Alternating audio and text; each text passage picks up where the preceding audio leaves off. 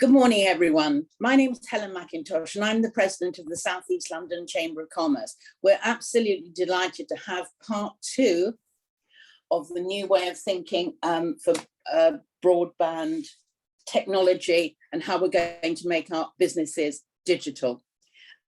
Today's presentation is going to be from, I'm not too sure who's going first, Catherine McNamara or Justin Robinson. Who's batting first? I think it's me. I think I'm doing the I'm doing the kind of intro and agenda kind of stuff. Good. So you start with your sort of stuff, Justin, and we'll talk about our various events at the end. And over to you. And if everyone can mute themselves, that will be lovely. Thank you. Apart from me.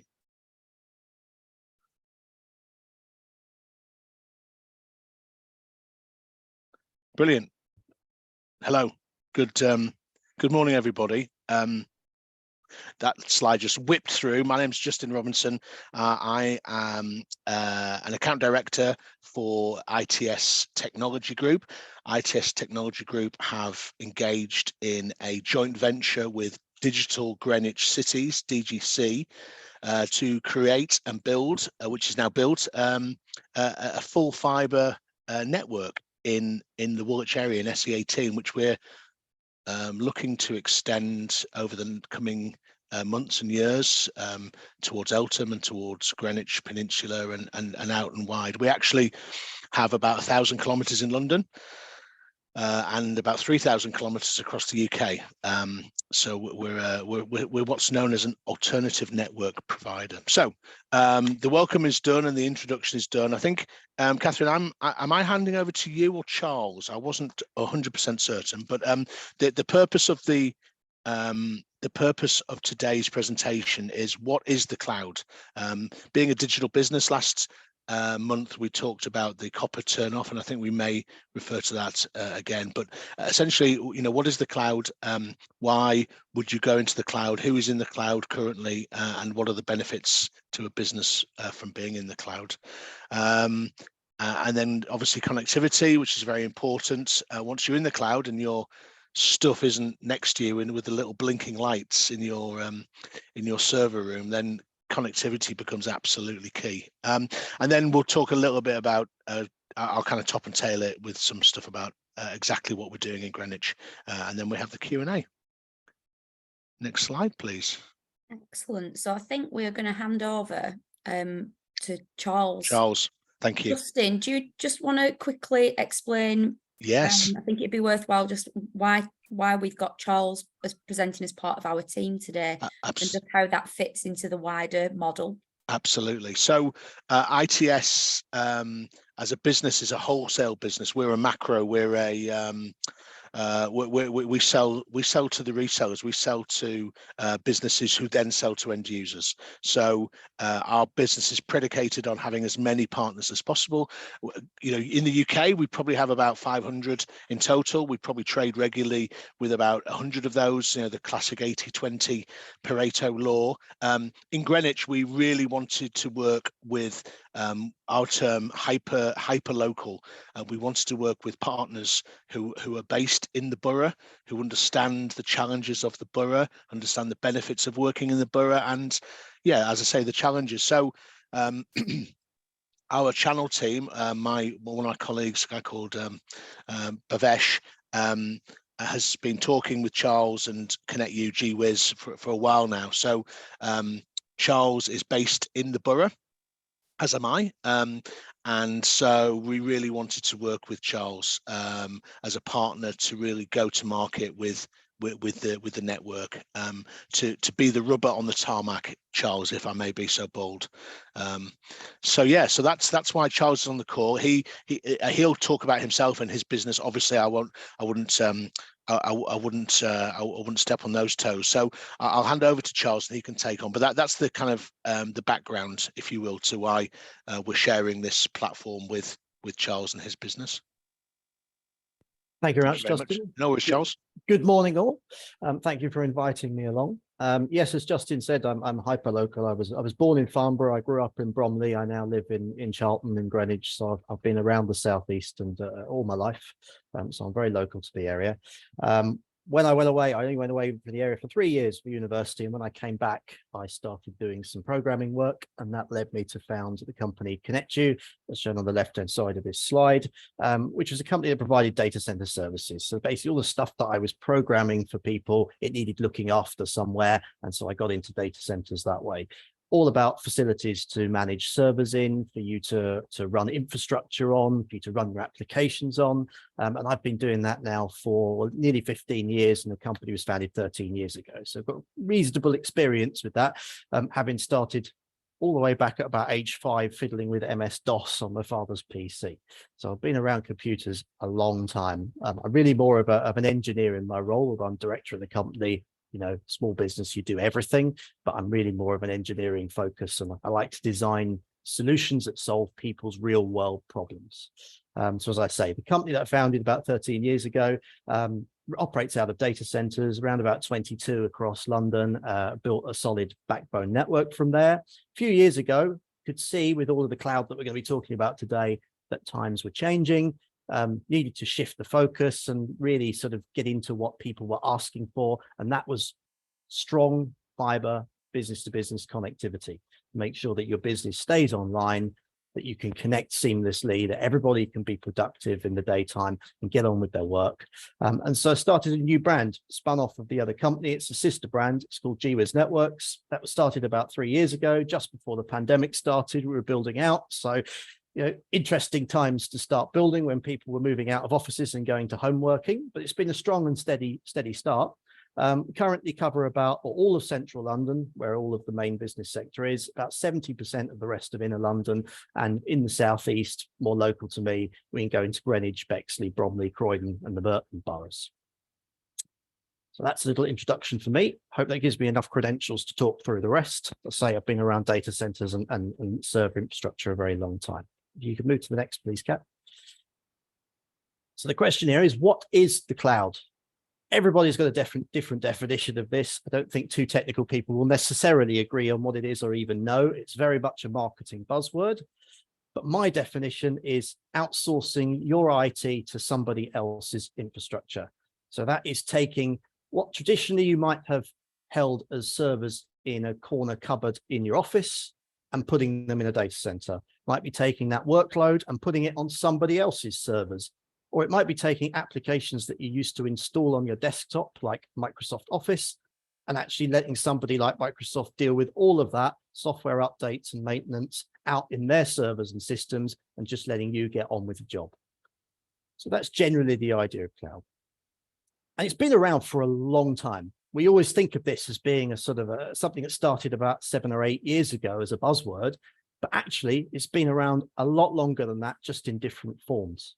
So all the way back in the 1960s, people like IBM were pushing mainframe computers. So gone were the days of having an own individual little computer terminal with everything installed on it, and started to get centralized into very big, possibly filling whole rooms of server equipment that then you had things called thin clients, little terminals that would connect into. So that was kind of the start of a cloudy model where things were getting centralized into much larger computers. Skip on a few decades, back in 1983, CompuServe started offering small amounts of disk space to upload things to online for their subscribers in the US. Wasn't quite the internet as we know it today, but it was a network that they were building for subscribers to connect into. And they offered a little bit of what you might call today cloud storage. So actually that goes back 30, 40 years. Similarly, they then moved on CompuServe to deliver some email services to subscribers in 1989. Again, not as good as Exchange Online, but nonetheless, it worked. Late through the 90s, then we saw some other services pop up. For example, GeoCities from Yahoo was a basic way to deploy some websites online without having to run any hosting infrastructure or run any software yourself. Very, very basic, obviously, in the mid-90s, what you could do with sort of rudimental HTML, but it got you online and it got you a little presence. The dot-com bubble through the late 90s, before it burst, was massive. Everything started to go online from that. And in 1999, Salesforce was launched as one of the very first, it's the very first online CRM, but one of the really first web applications as we know them today came online. So kind of the turning point was around about the year 2000 when people really thought that we were getting heavy on this thing that we now call cloud. Okay, Kat, next please.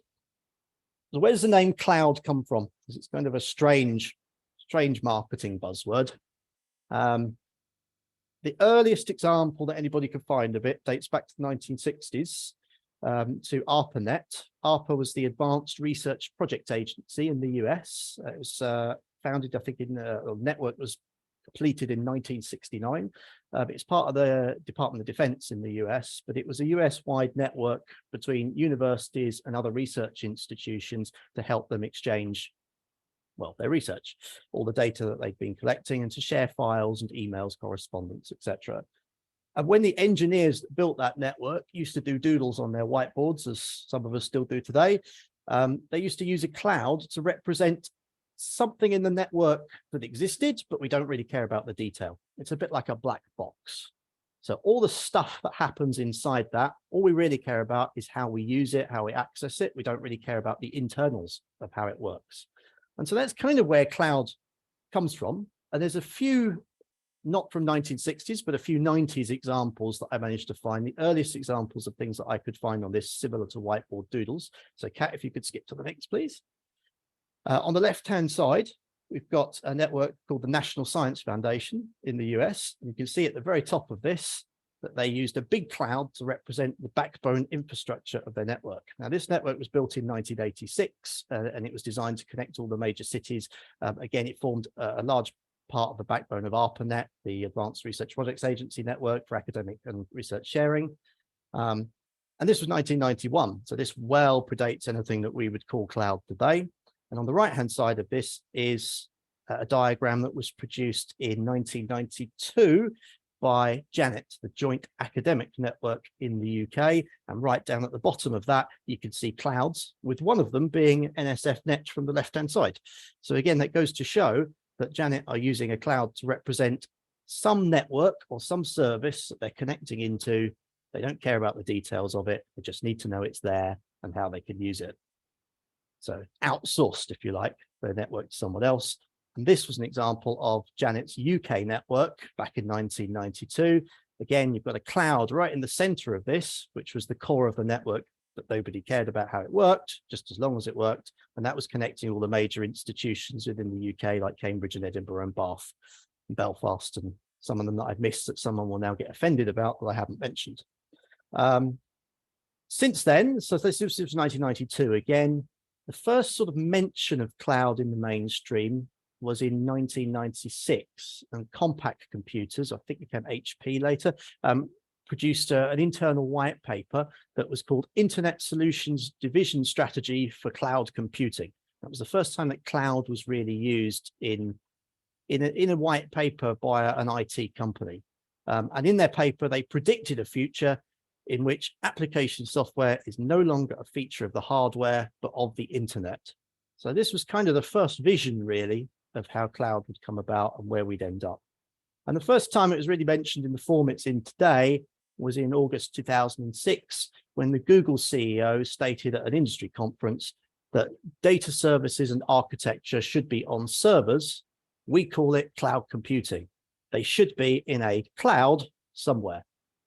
And since then, all the others picked up on it. So we've seen adoption of the term within the following year by Amazon, IBM, and Microsoft, all in the literature and the conferences that they were giving. And since 2006, we've got what we've got today, which is a huge ecosystem around cloud. Okay, Kat. So what is cloud in terms of how you use it? There's a few different types that we broadly break it down into, and I'll work through these and explain sort of the benefits as we go.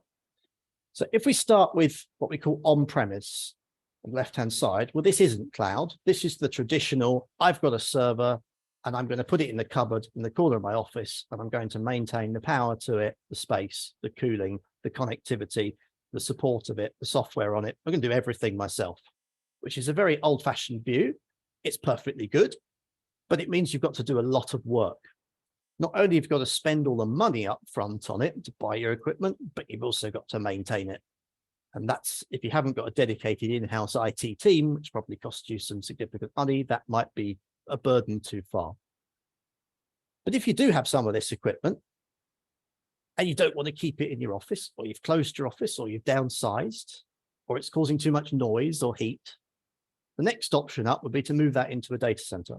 So that's somebody else's facility, but it's your equipment. And we call that co-location, because you're co-locating your equipment alongside other people's. Point of that is you've immediately alleviated yourself of the property concerns, the power concerns, the cooling, the physical security of that, possibly the network. I'll come on to that in a minute. So you've got rid of a lot of hardware issues, and that leaves you just to be responsible for maintaining that server and the software and your applications that are on it. And that's attractive to a lot of people. They like the idea of buying hardware. They like the idea of being able to finally tune it and control what's in their box. And they like the idea of knowing where it is. They can physically touch it and they know that it's theirs. And in the worst case, they can take it away and put it back in their office. So some people really like that. And that's a service that that my company offers, is taking your equipment out of your office, putting it in a data center. During COVID pandemic, when we saw more working from home and we saw offices being closed or moves between offices happening, we saw quite an influx of old equipment coming out of comms cabinets, coming into the data center, and they've stayed. The reason they've stayed is because it's easier to access them from home. There's a great, it's a very diverse, very high bandwidth connection in the data center that all the employees can access from home, rather than perhaps a connection which was not so good in the office and all the remote employees were struggling to access that machine. Let's suppose you don't want to own a machine, you're not interested in hardware, it's not your thing, you don't want to buy equipment, you just want to rent some server space somewhere to put something on, your applications, your operating system. In that case, it's called infrastructure as a service. And the point of that, as I say, is you don't own that hardware anymore. It's not your responsibility. You don't need to buy it. You don't need to pay for it. You don't need to spec it up. You don't need to deal with vendors and quotes. You just go to somebody and say, I'd like to lease some capacity from you, please, on a monthly basis, on a yearly basis, on even per second basis in some cases.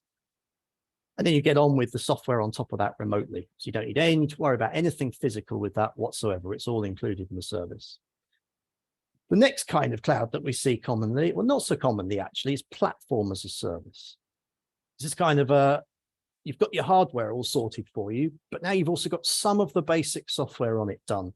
So you might have the operating system, you would have the operating system on it, you might have a server stack. So for example, if you wanted to host websites, they would run all the web server software that you needed. So you could just put your website code on there and it would run. You don't have to worry about how to set up databases or web application servers. You don't have to worry about the security of all of that. It tends to be taken care for you as well. So again, as we move slightly further up the chain, you're taking away that responsibility from yourself, giving it to somebody else. You're paying a little bit more money for it. You're losing a little bit of flexibility and control, but you're gaining all those benefits of not having to worry about all the underlying things in the stack. And finally, probably the most common example that you'll see as a small business is software as a service. And that's where you're accessing some sort of software from on the internet that you're using in your day-to-day productivity. So some examples of that might be a CRM like Salesforce that I mentioned earlier. You're not having to install that on your computer. You're not having to maintain it or apply security updates. All done for you. You just use it. Zoom is another good example that we're using today, right? Again, it's a piece of software that runs on the internet that joins everybody together, that allows them to collaborate. You don't have to worry about maintaining that software really. You don't have to really worry about installing it. You can install a desktop application, but there's also a browser-based version you could log into as well. And it alleviates all the traditional concerns of having to buy it, license, install, maintain, patch. All those kind of headaches that go with it have gone away. You just log in, use the service. Okay, Kat, thanks. Next, please. So why use cloud? Everything in IT has an advantage and a disadvantage. Never believe anyone that tells you there's a panacea for everything. So what's some of the key issues or some of the areas around cloud. So broken these down on the left-hand side, and we'll run through each one and look at the advantages and disadvantages of each. So first of all, as I said earlier, if you're in the cloud, you don't need to buy or maintain any hardware really. So you can get rid of that. Infrastructure as a service, platform as a service, software as a service, all gone. Don't have to worry about that anymore. So no CapEx up front for you. Disadvantage of that, you generally end up paying more in the long term. You're effectively financing that hardware over a longer period. There'll be some margin on that. Plus, of course, you're getting support and you're getting all the extra things like power cooling network added into the bundle. So it's going to cost you a little bit more than a server that you buy and sweat for 7-10 years, maybe in the corner of an office. And I've seen that. Data. So if you put your data in the cloud with a cloud storage provider, you should be fairly confident that's going to be safe, that it's going to be replicated multiple times. There's going to be lots of resilience built into their storage mechanism. It might be replicated between data centers that are a long way apart in case some geographic catastrophe happens to the first one. You've got copies of your data in the second. They should have a backup system in place as well to keep regular copies of that. So all of that headache of where my data is stored, how it's managed, how it's protected is all gone. The downside of that for some clients, particularly those in finance or in more regulated industries, is, well, I don't know where my data is. It's somewhere in the ether, but where I don't know. And that's not necessarily a good thing. You may want to be in a position where you can point to that data and you can say, I know exactly where my data is down to the physical drive it's stored on or drives are. And it's over here in this data center and it's on this server in this rack and it's on that drive. And in the worst case, if I need to shred the whole thing, I can pull the drive out and drop it in an industrial shredder and there'll be nothing left of it at all. So there are some clients who need that or prefer that for their regulatory requirements. And we can cater for that lower down in the cloud model, of course. So rather than just going to somebody, let's say like Dropbox, OneDrive, Google Drive, or any other Backblaze or other cloud storage providers, you could say, well, actually, I'm going to rent a server, a specific piece of hardware from someone with the drives in it. I know exactly where my data is. It's in a secure data center, but I can go there and visit and I can point to it and I can say my data's on that drive. So there's pros and cons to where you store your data. Of course, with all the data leaks that are going on at the moment, this is a big concern for some companies. Cloud supports global access for all your employees to access it on the internet. So very flexible working from wherever you are in the world. Disadvantage from that, as Justin said earlier, if you have no connectivity, you have no access to anything. It's not like a desktop application anymore necessarily where you can just carry on working offline. Many cloud applications, they're online only. So if you've got no online, you've got no application. And that can really hammer productivity in the workplace if you don't have a reliable connection and a fast repair SLA on the connection should the worst happen and it go down. What about IT support? Well, again, if you're outsourcing things to the cloud, you don't really have to worry about support. It's usually included to at least some degree. So you can just get on the phone, get on an email ticketing system and say, I need this looked at, I need this fixed, or I need some change done, please. Whereas if it's done on premise, you've got to do all of that yourself, or you've got to contact an IT support company and pay them for their time to do it. So again, you're outsourcing all of the headache of maintaining it. Disadvantage, of course, is if you outsource to somebody like Amazon or Google, you are a tiny fish in their pond. You may not get the best response from them. It may take a while. The responses you get may not be very good. You may be head banging to get your problem sorted. Unless the issue is affecting thousands of customers, it won't receive much priority. So again, it's a compromise. You can either have everything under your control very tightly, make sure it's done to your standards, or you let go of that control, save yourself a lot of effort, but potentially suffer a bit of a headache in the process. And finally, updates, security patches. If it's on premise, you've got to do it all yourself. If it's outsourced, you don't, which sounds good. But again, there's a slight disadvantage in that you don't have any control over when updates are applied, to what degree they're applied, how you could roll it back if it goes wrong, how you could control the versioning of it. Generally speaking, updates are pretty good these days. I'd stick with the vendor's recommendation, but some people have tighter requirements. They can only do updates on a quarterly cycle because it risks interrupting essential business services. So it's one potential consideration. Okay, Kat, next, please. So I mentioned a few examples earlier of different cloud services like Salesforce, Office 365 is another one, Zoom. You might have your accountancy in Xero or Sage, Intuit, they've all gone online now. Might have backup tools like Acronis or Backblaze. All of these are software as a service tools. But one of them that often gets missed and harps back to last time's webinar on the 2025 switch off is telephony. And most digital telephony now is in the cloud. It's rare, but not impossible, to find customers who host PBX, so phone switchboard systems on premise. And the reason for that is, again, you don't really want to have to deal with it yourself. You don't want to have to maintain hardware. You don't want to have to maintain software, make sure it's upgraded, configure it. You'd rather just give all of that to somebody else and let them handle it. And one of the services that we supply on the GWiz is telephony, digital telephones, which is going to become essential as ISDN is going, and at the end of the entire copper phone network at 2025, you're going to have to be switched over to something like this. Advantage of this in the cloud, well, you don't need a landline at all. As long as you've got a solid internet connection, then all of your phone calls run over that. You don't need a landline. You can also make and receive those calls globally from any internet connection. So it doesn't have to be the one that's tied to your office location. It could be from your home. It could be from an app on your mobile phone. It could be on a plane somewhere. If you've got a decent signal, you could be making a call and it could be looking like it's coming from your office number, and people can reach you on that same number too. So you're freeing yourself from the shackles of an old physical copper phone line by going digital.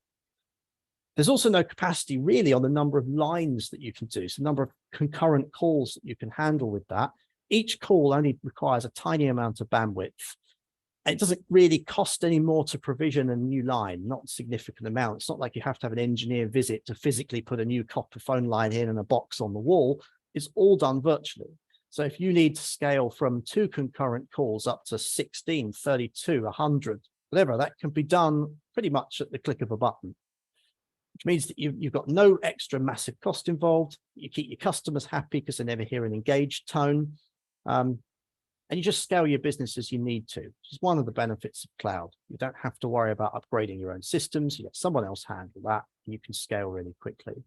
Some of the other advantages of a digital system, which you typically get with an on-premise PBX, are the standard things like voicemails, being able to email those out, those recordings, having them transcribed into written texts. So you could email them out to a group of your employees, in, say, a work group like a sales team, and they each get a written copy of what that voicemail was, along with a copy of the recording.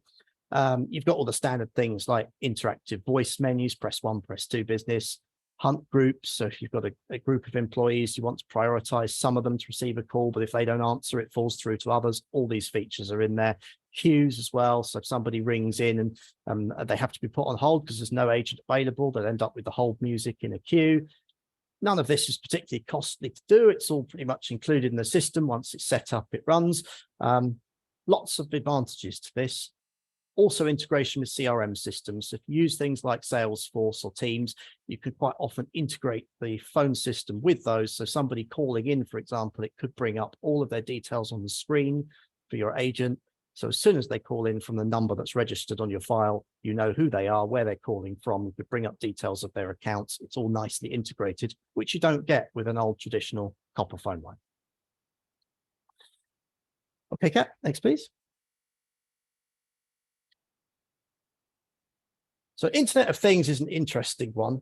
And Kat's helpfully left me a very blank slide to talk around here. You may have heard of it, you may not know what it is, but broadly speaking, everything that we've talked to up about now in the cloud is about how we as humans interact with the software and the servers that are on the internet.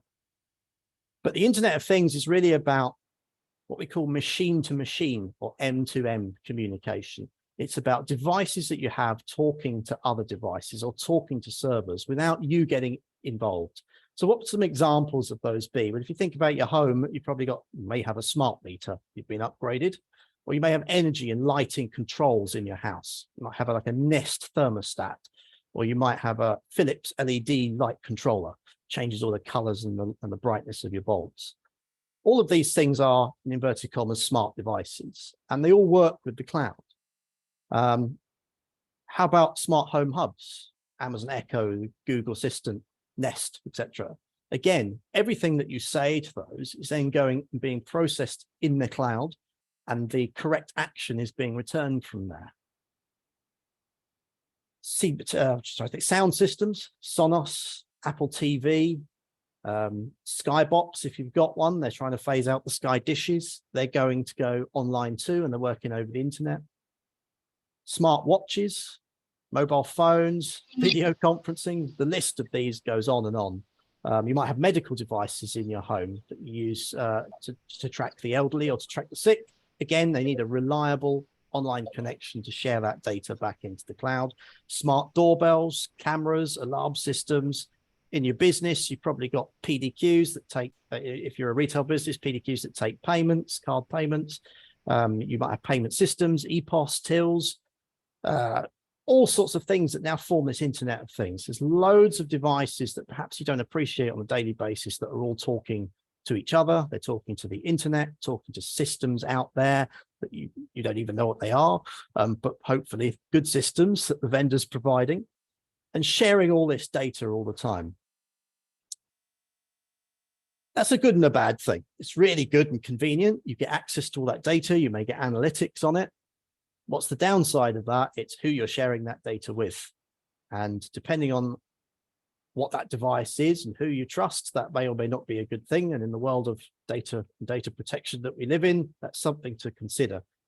One of the other problems with the IoT is that any device that you buy and just plug into the network, how do you know if that's necessarily the good thing to add to your network? How do you know if it's a scrupulous device from a renowned manufacturer, or how do you know if that device is actually doing something a bit iffy on your network? Perhaps, for example, it's spying on what you're doing. If it's got a microphone or a video camera in it, it might be recording everything you're doing all the time in your home or office. If it's a smart device, something you connect to your TV, maybe even a fridge, for example, that could have malicious software in it that's recording other things that are going on in your network. The data that's flowing around your network might be captured by these devices, and it might then be sending that off to an unscrupulous person, a hacker. Or it could be sending it off to a foreign power who wants to know what you're doing in your home at night. That's something to bear in mind with the IoT. It's again, one of those pros and cons that we have in all IT. Really good for how that data is handled. The amount of data that we now capture is phenomenal. You know, your smart watch might capture your heart rate all day long and track it, tell you if you're in a good range, if you've got good blood pressure, or if you may have a problem and need to go and see the doctor. On the flip side of that, of course, you've got data privacy concerns. Who's doing what? Am I being spied upon? This is particularly bad if you're in a work from home environment where you have employees, because often an employee will just have a singular broadband connection with one Wi-Fi, and they'll connect everything to it, including their work machines. That means their work machines are sharing a network with things like smart fridges and TV boxes and doorbells that who knows what they're intercepting on that network and might be sending back. So that's a consideration. You've also got a problem in the workplace if you allow employees to bring their own devices, what we call BYOD, bring your own device. They could be bringing a mobile phone or a tablet that's got a virus on it that's either could spread through the network or might be, again, snooping on what's going on in the network. And that virus can then be sending that back to some unscrupulous person somewhere without your knowledge. So again, the more interconnected we become, lots of advantages, but also some concerns to be aware of. And in the next webinar, we'll talk more about security and how these things can impact us and what we might be able to do about them. Okay. But of course, as I've said, there's no cloud without connectivity. It's useless without it. Cloud is a marvelous thing. It's outsourced a whole load of things away from you, removed levels of pain that you used to have to deal with or employ special people or firms to manage for you. And all of that is now gone. All that upfront CapEx might be gone. You can spread it into an operational expense model. That's brilliant.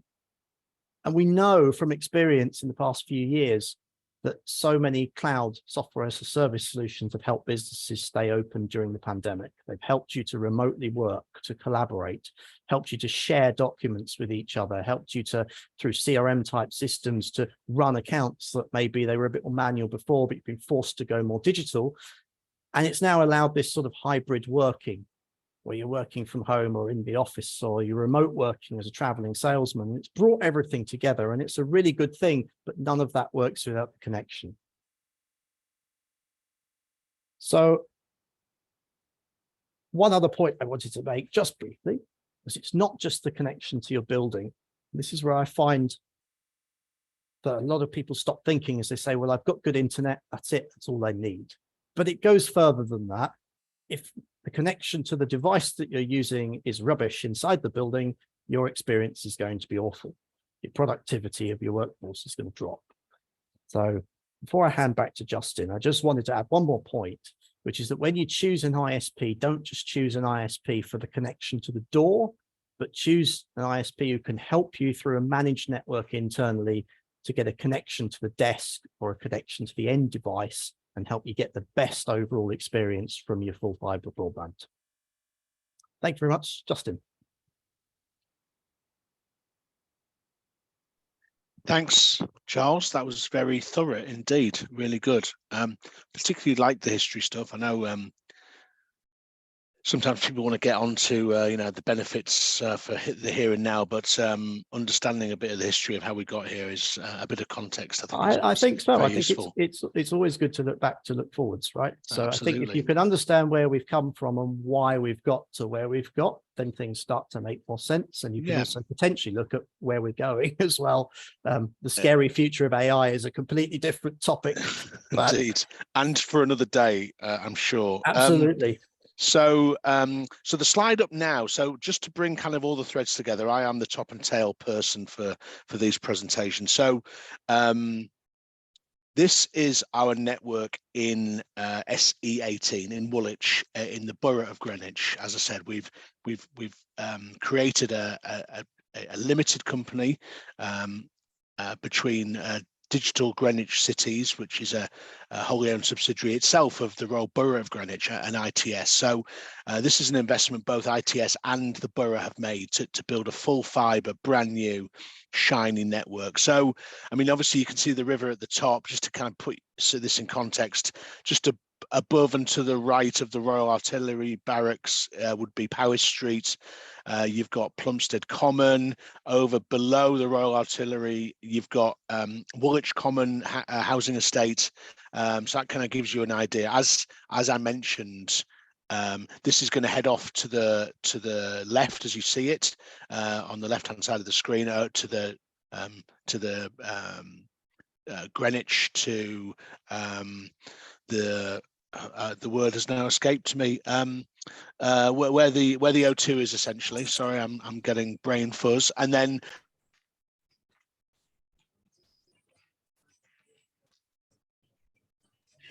you're on mute, Justin. Someone muted me. Anyway, not to worry.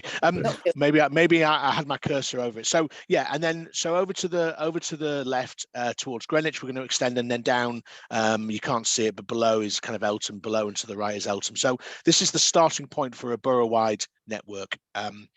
And so we have a portal, we have a website that I'm sure will come up at the end. You can go and you can do a postcode checker to see if you're close. If you want to contact myself or Charles or Catherine or Helen, we can have a conversation about where we are headed and whether you might be close. So this is the network that is going to help the local residents of Woolwich and the Royal Borough of Greenwich connect their businesses and be more digital. I think we're probably pushing against time now, are we? We are open to lots of questions. We're okay if we take the slides down. Let's see if we can see any little yellow hands.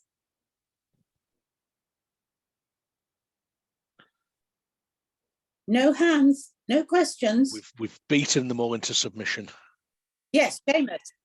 Hi guys.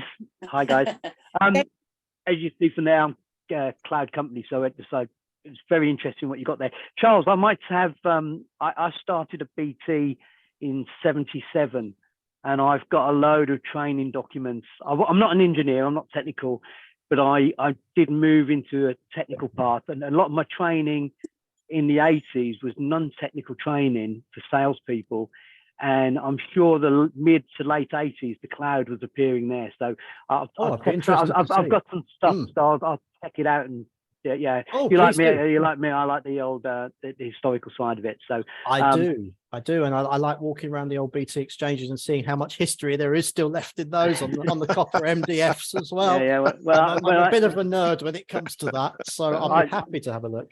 I've definitely got some documentation I can give to you about covering when Strategy exchanges went to digital. So that was there you go.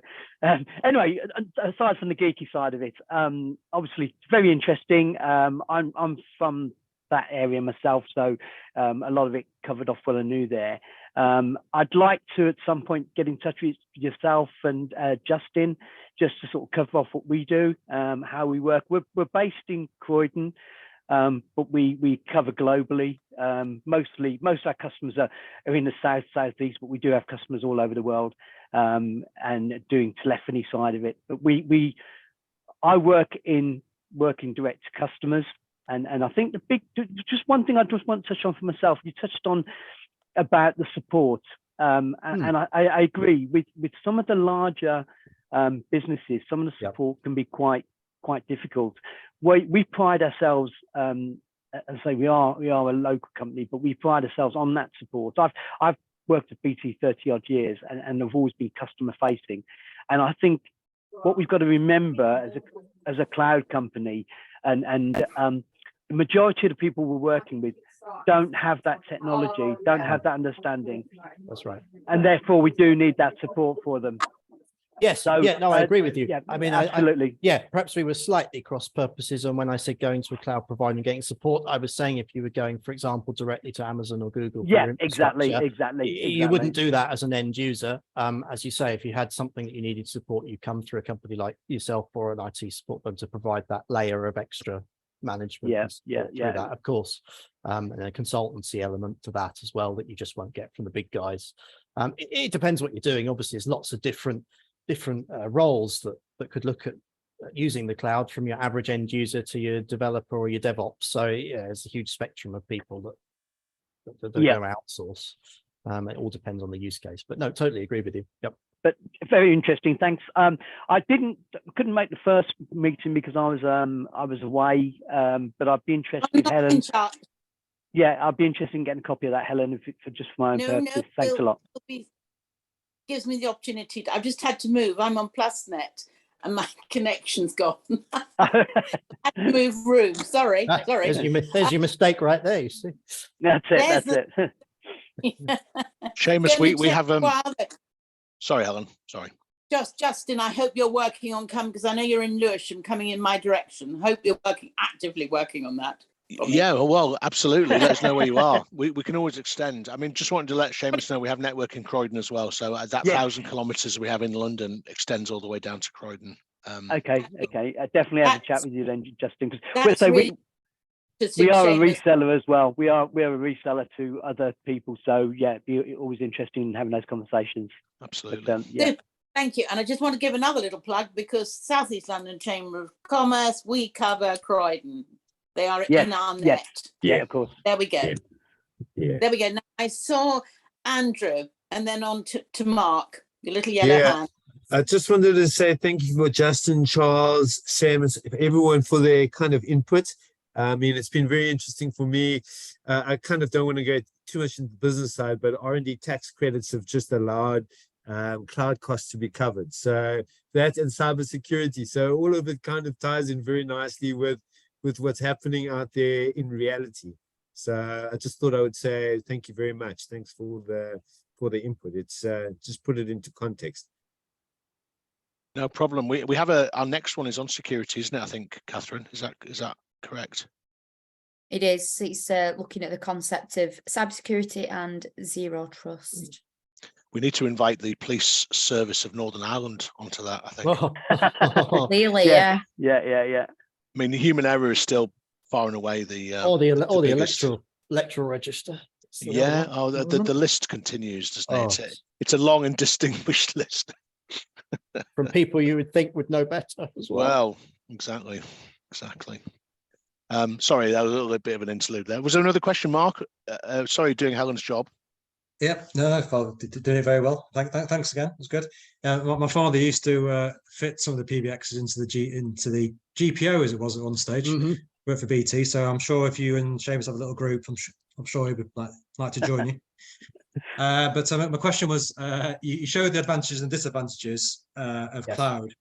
One thing I've been asked by another ISP is actually what's the kind of the carbon impact or the balance, and also kind of wider ESG focus on which one do you go for? You can clearly obviously data centers eat up lots of energy, but so I guess I don't know whether there's any what your thoughts are on that.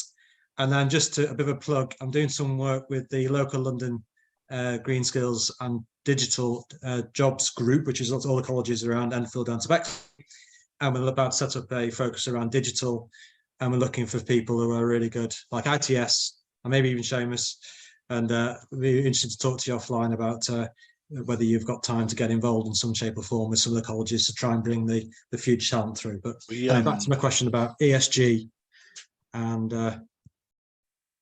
so the question that you have is whether moving things to outsourced is more energy efficient than running them yourself. Is that sure? Yeah. Basis of your question? Where the kind of the break point is, kind of the difference. Oh, I don't know. I don't know the break point. I don't know quantitatively. I mean, qualitatively, yes, depending on the workload. Because you're sharing, generally speaking, you're dividing up a server and then really maxing and hammering them out in the cloud. So whereas you would think traditionally you might have a server in your office, which really is probably only about 20 or 30% utilized, if you move out into the cloud, they're 100% or 90% utilizing hardware to get the most out of it. So if that's drawing a similar kind of power per core than the one in your offices, but you're using it more, then obviously that's more energy efficient. So yes, I would say probably is. Plus there's a huge incentive for these big companies to be energy efficient in everything that they do.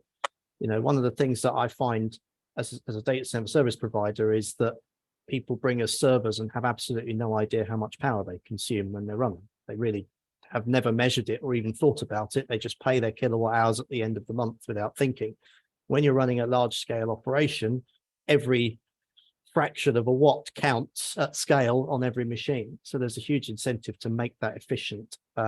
Cooling is a big overhead. If you're using traditional air conditioning systems, that can really affect what's called the PUE. So that's how energy efficient you are versus the power that you're actually drawing for your IT load. And there's a lot of techniques that go around how to make that more efficient. So evaporative cooling, free air cooling in countries that are generally cooler. One of our data centers has a place in Iceland, which is all free because they just blow the outside air through. So that's very energy efficient. And there's people like Microsoft who are playing with dropping servers on submarines or submersibles to the bottom of the ocean, because that's, again, free cooling. You're surrounded by one of the Earth's best thermal conductants. You can't get much better than water as a abundant cooling element. So yeah, these guys are investing a lot of money in this. So it's probably more energy efficient at scale to outsource it. If you were but where are you going to get those green credentials from? I mean, again, you've got to battle with the big corporates to really find that information out. And it's not going to be granular, of course. It's going to be an average across all of their IT estate. So if you really were paranoid and wanted to do it, then you could still do it on premise yourself or work with a local partner data center where they had sort of fine-grained stats, and you could really go through all that. But no, I mean, generally, I would think qualitatively, yes, it's going to be more energy efficient because you're sharing resources to make the best use of them. And it's in their best interest to make sure their energy consumption is kept as low as possible. I don't have the numbers, I'm afraid. Just on a micro level on that, just very quickly, is as an example here. We're meeting remotely. We're not having to travel for meets.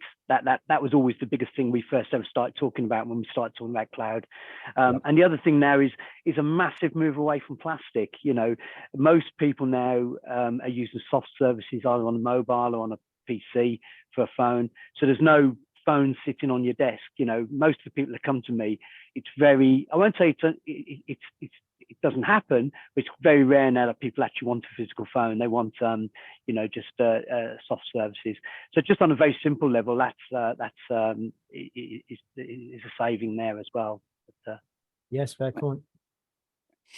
May I just make one point, because James jumped in. I was going to leap in Mark's question, because we know that the Digital Greenwich Connect is going to LSEC's Plumstead campus.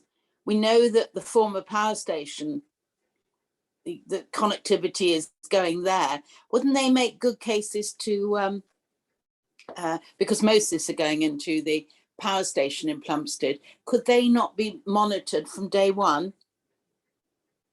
There, Charles. Sorry, monitored for that consumption. Yeah, it's a slightly different conversation. Your question's related to fiber connectivity, which incidentally, as a side point, is more energy efficient than the old copper. Because the old copper had to be powered at both ends to work because it carries electric current. The fiber uses a much lower powered optical element in it, and it's passive throughout. So actually the power consumption of full fiber is lower than copper. And when they get rid of all the copper network, we should see some good savings for that. It is greener. But that was a slightly different point, I think, to the one that Mark was making, which was about outsourcing. No, but also making the point that why don't we? Because we know that the new cable is going into these two massive organisations. Maybe that there could be some sort of monitoring from day one, because they're getting brand new buildings, brand new toys. That's all. It depends whether they're storing their data locally, Helen, because we were talking about the energy efficiency of where you store your applications and data, whether they're in a machine in your cupboard that you need to aircon, or in a big shiny building purposefully designed for it with state of the art. No, with you, Justin, but those questions can be asked of both organisations. Yeah, no. I think we're violently agreeing. Sorry, I was just chucking that in before I forgot. Mark, to your point on the kind of social value element that you're doing for local London, absolutely. So we have a chap called Imdador who's our ambassador, our ITS Faster Britain ambassador. The JV network is a Faster Britain network. I will get you in touch with him. You may have met him actually, because he's been to several of the Chambers events with me. He was at the town hall, the City Hall town hall. Listen to me, the City Hall event. So, and then we have a social value lead called Marie Steele as well, and we're really keen to look for lots of avenues for that, and always looking for new avenues for that. So, thanks to Kat. I've got a call with him next week. So, with him.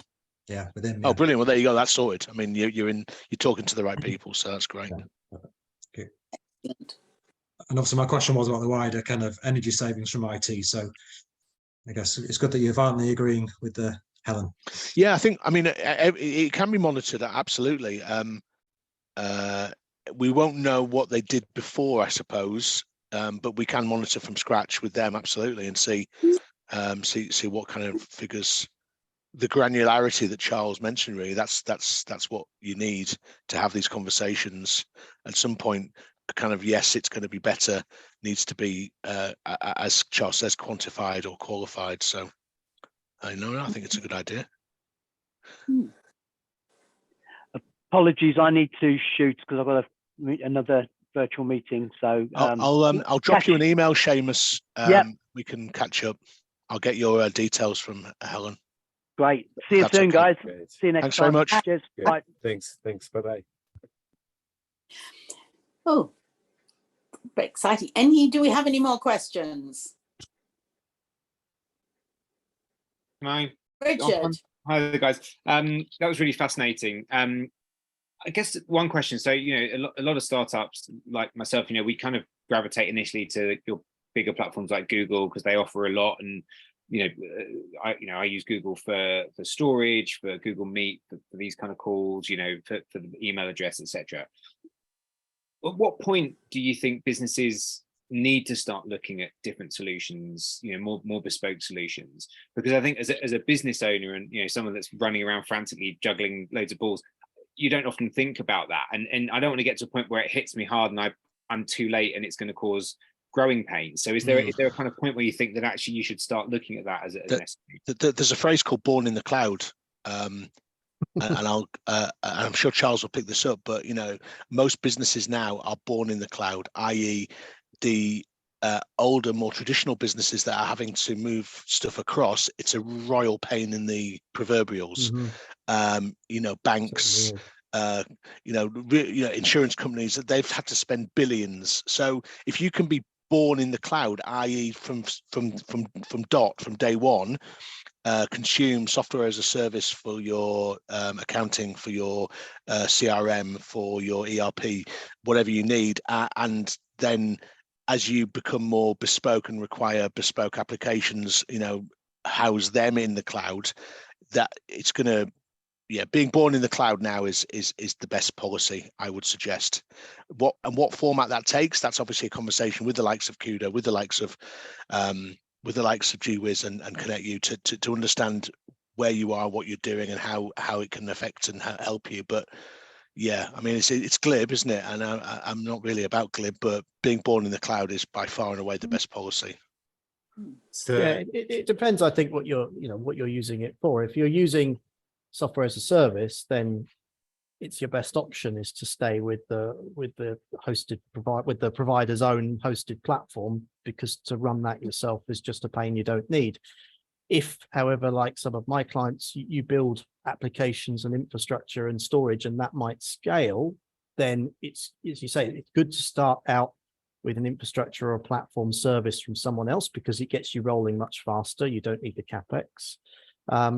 But there does become a tipping point, which is almost always financial, where it becomes cheaper then to do it yourself, to use a co-located facility with your own hardware and to run any base workload on that hardware. So there's something that I didn't really mention called hybrid cloud, which I think is where most tech companies will end up settling for hosted infrastructure, which is where you own and operate a stack of your own equipment. And then when you have burst capacity that you need to use, so that is capacity above and beyond what you would normally require on a day-to-day basis, that goes to a public cloud provider's servers as and when you need them for the time that you need them only, and you only pay for the minutes that you require them for. So we see that actually coming. I've had customers who previously moved from their own owned equipment in a data center out to someone like Amazon or Google to host their servers, found that their bill has gone up by 5 figures a month, and decided actually that was crazy expensive. I'm coming back again, and come back, but left the capacity there to burst extra workload should they need it at a peak period out into those other infrastructures.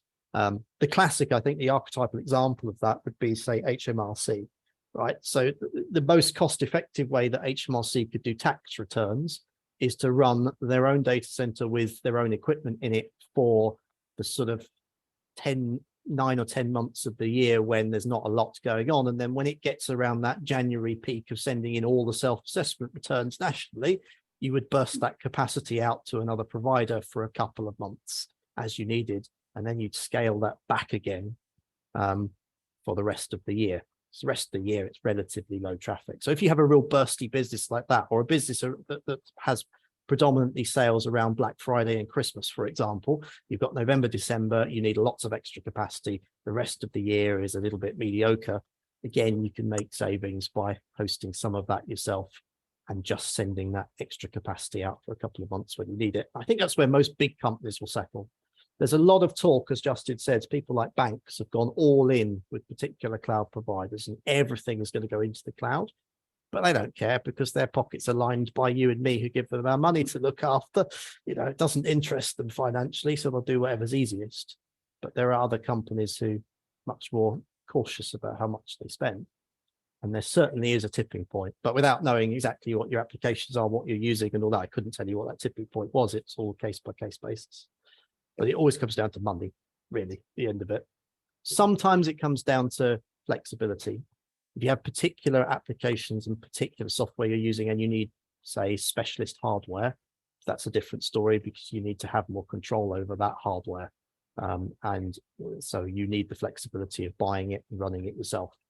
But for the general workloads, yeah, typically, as Justin said, cloud first reaches a point where it's starting to become awkward to manage, or it's getting very expensive, and then you start to look at how to revert some of that back.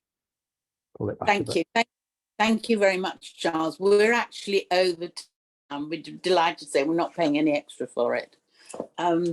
I'd like to just give a plug, because I think we've all enjoyed today. It's been so interesting, and we will be sending you a link, ideally later today or tomorrow, for this recording.